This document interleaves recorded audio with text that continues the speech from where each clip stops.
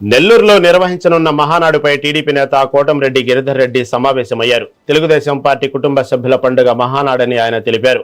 Party ఆవిర్భావం తర్వాత తొలిసారిగా నెల్లూరు జిల్లాలో మహానాడును నిర్వహిస్తున్నట్లు చెప్పారు.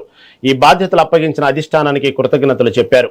ఈ నెల 27, 28, 29వ తేదీల్లో నెల్లూరు, కోవూరు, ఇఫ్కో స్టేజ్లో కార్యక్రమాలు జరుగుతాయన్నారు.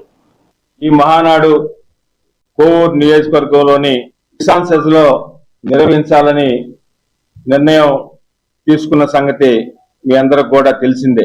ఈ కిసాన్ సెజ్లో ఏదైతే మహానాడు నిర్వహిస్తున్నామో ఆ కార్యక్రమం పూజా కార్యక్రమం 10 గంటలకు అక్కడ పూజా కార్యక్రమం కిసాన్ సెజ్లో నిర్వహించబడును. గౌరవ శాసన మండలి సభ్యులు బేదా రవిచంద్ర గారు, గౌరవ మంత్రివర్యులు రామనారాయణ గారు, పొంగూరు గారు, గౌరవ పార్లమెంట్ సభ్యులు వేమిరెడ్డి ప్రభాకర్ రెడ్డి గారు, కోవూరు శాసనసభ్యురాలు శ్రీ వేమిరెడ్డి ప్రశాంత్ రెడ్డి గారు, అదేవిధంగా జిల్లాలో ఉన్న తెలుగుదేశం పార్టీ ముఖ్య నాయకులు, కార్యకర్తలు, ఎమ్మెల్యేలు, మాజీ ఎమ్మెల్యేలు, మాజీ ఎమ్మెల్సీలు, మాజీ మంత్రులు, తెలుగుదేశం పార్టీలో వివిధ హోదాల్లో ఉన్న ప్రతి ఒక్కరు కూడా ఈ కార్యక్రమానికి ఇచ్చేస్తున్నారు.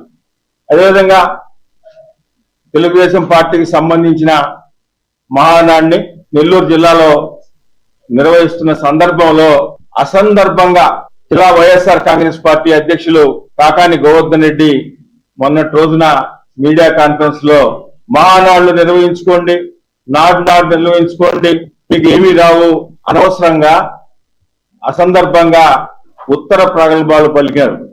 మహానాడుతో నీకేం పని? అసలు మహానాడుతో మీకేం సంబంధము?